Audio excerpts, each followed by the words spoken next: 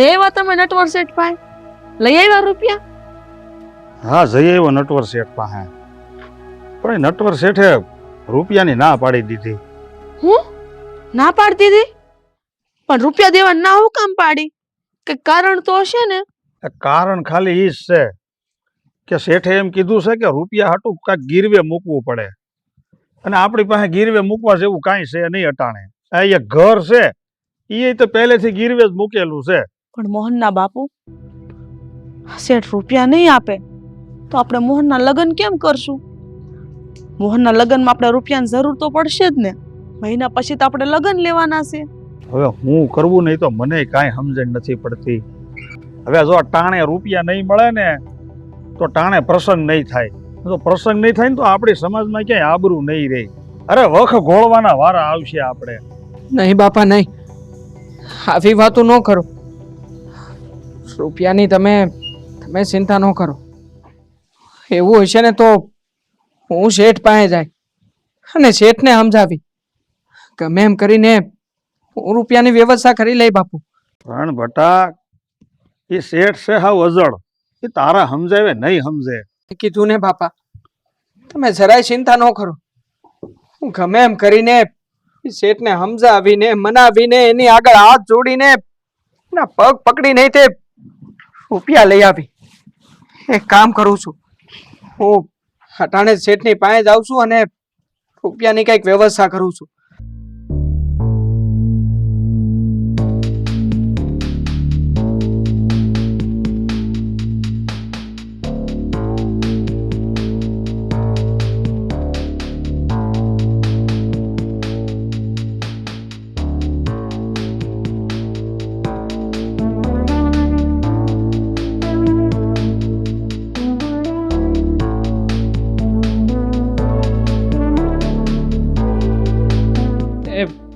રામ રામ શેઠ.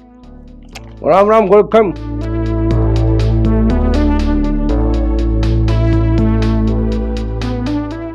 બોલ મોહન, હું આવવાનું છું. શેઠ, તમે તો જાણો છો ને કે મુખામ આવવાનું થયું છે. હા, રૂપિયા હાટું જ આવ્યો છું. મોહન, ગીરવે મૂક્યા વગર તો હું મારા બાપને રૂપિયો નથી દેતો. અને જો ભાઈ, ધંધામાં શરમ નહીં હો. તું અને તારો બાપ બે પાસે કોઈ વસ્તુ એવી નથી કે તમે મારી પાસે ગીરવે મૂકો અને હું તમારી પાસે રૂપિયાનું ધિરાણ કરું. બાકી ભાઈ, ધંધામાં શરમ નહીં હો ભાઈ.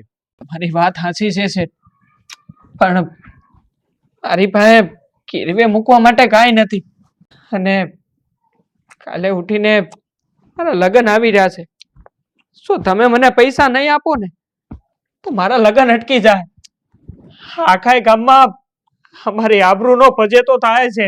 જો ભાઈ, તારી હંધી વાત હાસી, પણ ધંધામાં શરમ નહીં હો. તારે કાંઈક તો ગીરવે મૂકવું જ પડશે તો જ હું રૂપિયા આપી. બાકી ધંધામાં શરમ નહીં. શેઠ, હા, તમારી પાસે ગીરવે મૂકવા માટે મારી પાસે એક જ વસ્તુ છે. બોલ, શું છે વસ્તુ? જો શેઠ, તમને વિશ્વાસ આવે ને તો હું મારો સંસાર ગીરવે મૂકું. મારી પત્નીની સુંદડી ગીરવે મેલું. અને હા છે, તમને વસન આપું છું. હા, જ્યાં લગન તમે આપેલા રૂપિયા તમને પાછા નહીં સૂકવું ને ત્યાં લગન હું મારી પત્નીના ઓરડામાં પગ નહીં મેલું. હું મારો સંસાર નહીં માંડું શેઠ, નહીં માંડું મારો સંસાર. ભલે મોહન, મને તારી શરિયત મંજૂર છે. બોલ, કેટલા રૂપિયા જોવે છે? શેઠ, 50,000. ભલે.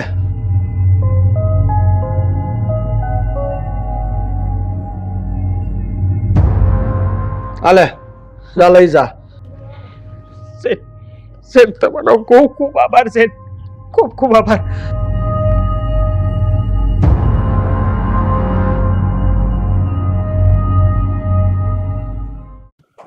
આ છોકરો જોતો છે રૂપિયા લેવા, મને નથી લાગતું કે એ શેઠ એને એક કાણો રૂપિયો દે.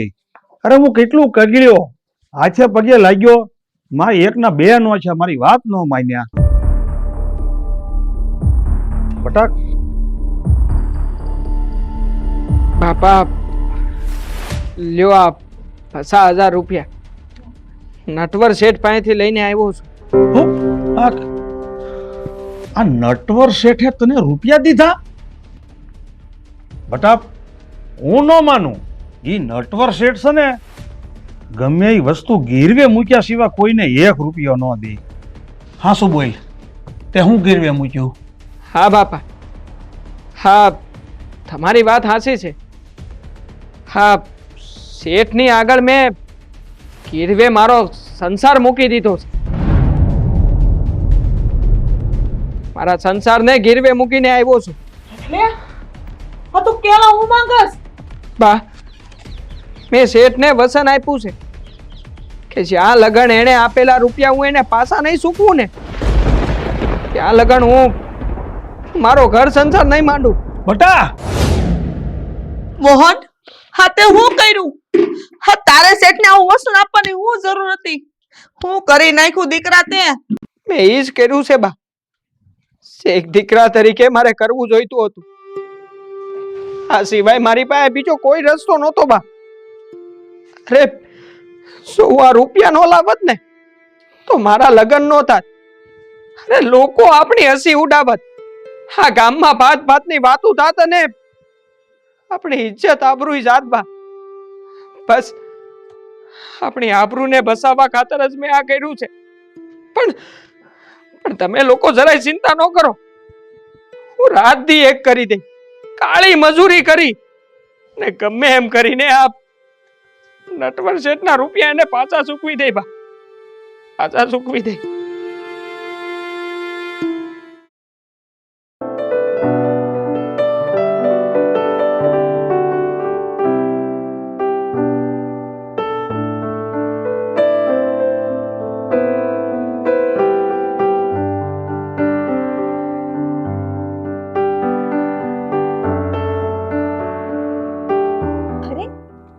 આયા કેમ ઊભા છો?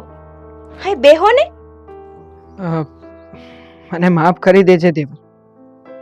હું તારી પાસે બેહી નહીં શકું કારણ કે એક શેઠને વચન આપ્યું છે. વસન? એવું તે કેવું વસન કે તમારા પગ આમ અંદર આવતા અટકી ગયા? દેવલ, આપણા લગ્ન હાટું હું ગામના નગર શેઠ પાસેથી 50,000 રૂપિયા લઈને આવ્યો છું અને એના બદલામાં મેં આપણો આ સંસાર ગીરવે મૂક્યો છે. સંસાર? એટલે? એટલે એમ કે મેં નગર શેઠને વસન આપ્યું છે કે જ્યાં લગન હું એના રૂપિયા પાછા નહીં આપું ને ત્યાં લગન હું તારી હારે સંસાર નહીં બાંધું. અરે તમે આપણો સંસાર ગીરવે મૂકી દીધો? હા મૂકી દીધો. દેવલ મને માફ કરજે. મેં તને પૂછ્યા વગર જ તે આ પગલું ભરી લીધું. આની સિવાય મારી પાસે જો કોઈ રસ્તો નહોતો. લાય દેવલ, હા તે મારા નામની જે માથે સુંદડી ઓઢી છે ને એ સુંદડી મને આપી દે. એ સુંદડી મારે શેઠને આપવી જોઈએ જેથી કરીને એમને વિશ્વાસ આવે. અને હા હવે જ્યારે મારું તેણું સુકવાઈ જાય ને ત્યારે જ હું આ સુંદડી છોડાવીને પાછી લઈને આવી અને એ જ દિવસથી આપણે આપણા સંસારની શરૂઆત કરીશું. હાય દેવલ.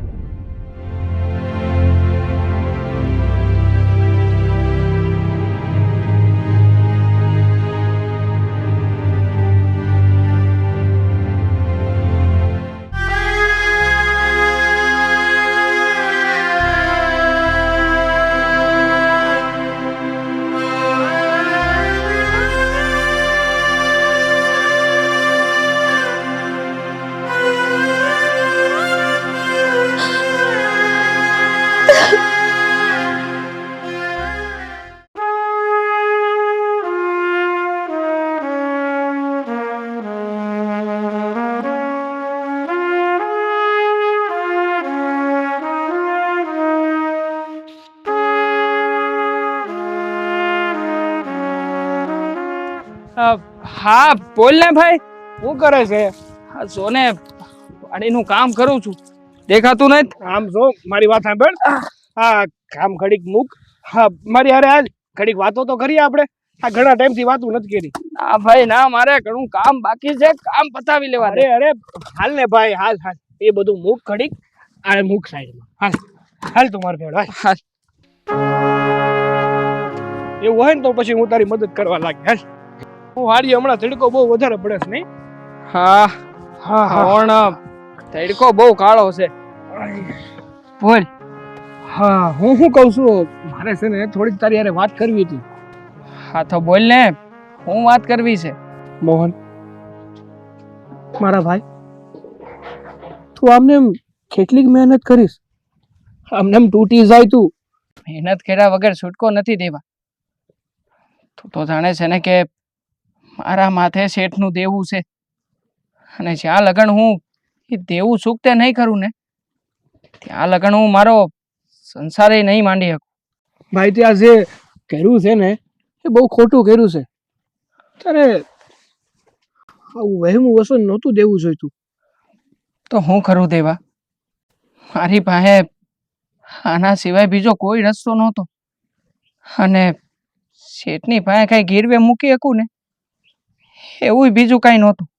પણ ભાઈ મોહન, હા તારી પાસે નથી ઘરનું ખેતર કે નથી ઘરની કોઈ બીજી કોઈ આવક, તો આમ મજૂરી કરી કરીને હા શેઠનું દેવું ક્યારે ભરી શકીશ?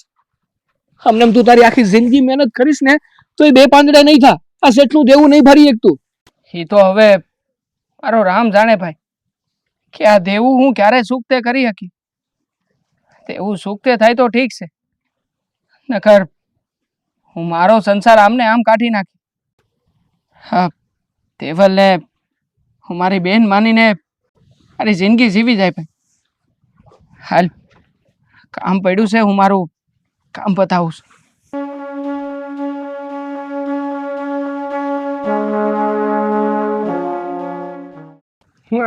રૂપિયા વગર ખોટું હો. બાકી ધંધામાં શરમ નહીં.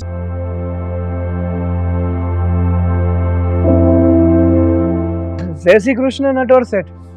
જય શ્રી કૃષ્ણ બા. હા જય શ્રી કૃષ્ણ. બોલે દેવા, કેમ આવવાનું છું?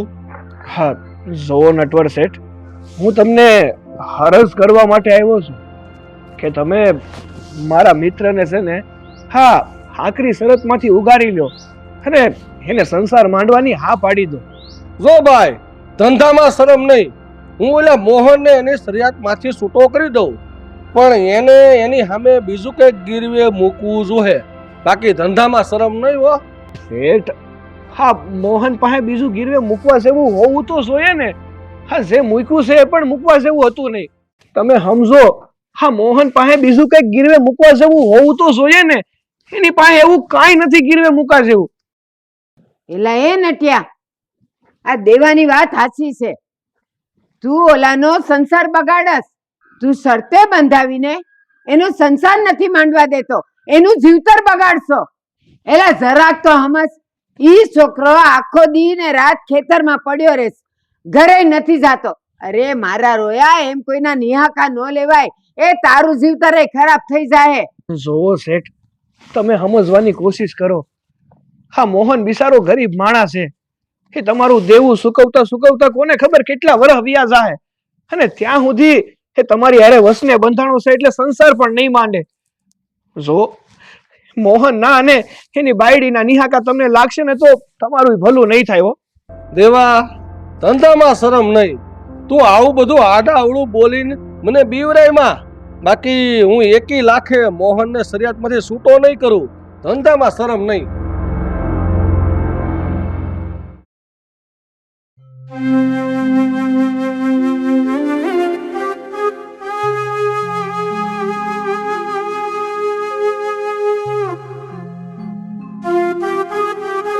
દેવલ,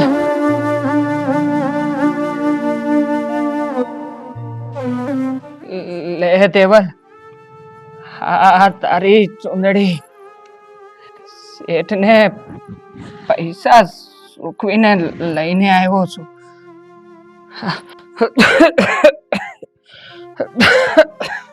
બહુ મોડું થઈ ગયું મોહન, બહુ મોડું થઈ ગયું. હા, આપણું આખું જીવતર જતું રહ્યું. હા, વેળા જતી રહી મોહન. હા, આપણું નસીબ આપણને વાહે રાખીને આગળ જતું રહ્યું. હવે મોહન, હા, આપણે ગરઢા થઈ ગયા. આપણે જોયેલા અંધાય સપના મરી ગયા મોહન. હવે કદાચ ભગવાને આપણા નસીબમાં આવું જ લખ્યું હશે દેવલ.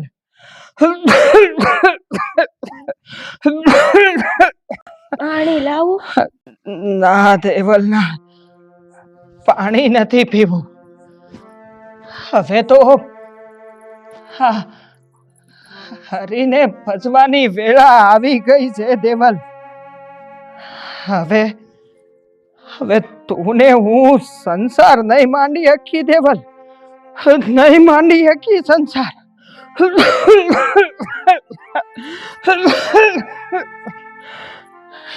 દેવલ, આ જન્મ તો ઠીક છે, પણ હવે જો આવતા ભાવમાં આપણે મળીશું ને, તો લગ્ન કરીને સંસાર માંડી શકીશું.